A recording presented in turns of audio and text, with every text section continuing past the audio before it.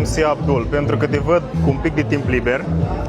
Vreau să ne explici câteva din sculele acestea pe care voi le sunt folosiți. liber acum. Da. Ți-ți pare că sunt Păi liber, văd nu? că te uiți pe... Da, eu acum încerc să mă adun. Uite, de exemplu, stai o secundă, uite, cutia asta mi-a stârnit interes pentru că am văzut că iese niște fum, niște aburi din ea.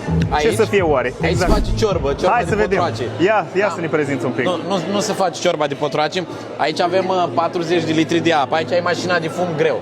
Da? Ok. Aici avem 40 de litri de apă pe care i-am încălzit la o temperatură de 85 de grade, da, să rămână constantă.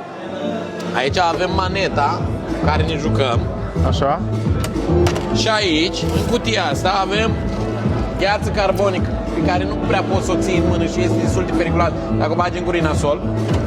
Și bagi, uite, așa face. Uite, așa face. Iar la dansul mirilor o să fie o mare nebunie, o să fie o poveste foarte frumoasă. O să vedeți, o să vedeți. Vreți să mai arăt ceva? Hai, te rog, dacă... Mirco. Nu vreau să te deranjez, că spuneai că ești ocupat, da? Văd că ai timp. Aici îl avem pe Lorică. Mergem mai departe. Ce face el?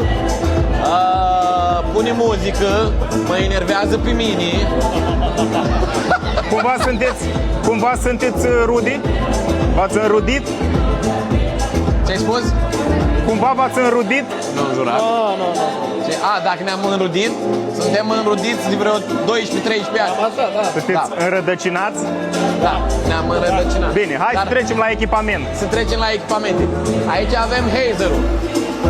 Hazerul ăsta ne ajută să facem razele astea pe care le vezi tu aici, să se vadă mai frumos. Ok. Să se vadă mai pronunțat, să spunem așa. Aici avem mașini de fum vertical. Ea este Andreea Romila. Și asta mă enervează. Am înțeles.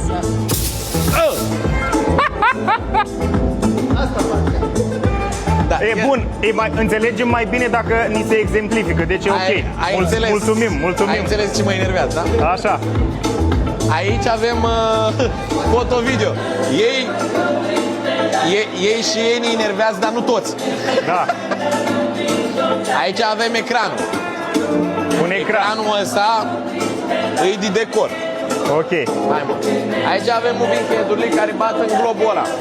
Ca să facă, vezi, luminițele alea acolo. Așa. Bravo, bun. Altceva. Aici avem pare LED care fac baie de culoare. Ok.